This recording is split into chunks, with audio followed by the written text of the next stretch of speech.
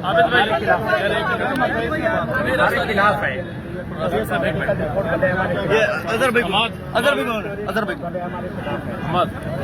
आप बात करें भाई। अजहर भाई को ये हमारा बुनियादी हक है कि आप हमारी FIR हमारी एक हम्बल रिक्वेस्ट है, हम रिक्वेस्ट ही कर रहे हैं ना, 3 दिन से रिक्वेस्ट कर रहे हैं।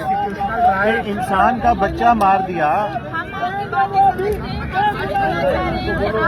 वो करते रहे आप महीना लगाए 2 महीने लगाए, हमारी FIR नहीं, आप हमारी फर्स्ट इन्फॉर्मेशन जो भी है कैसे वो आप दाखिल करें, ठीक है। उसके बाद जो इंक्वायरी आती रहे उसके मुताबिक FIR को डील करें।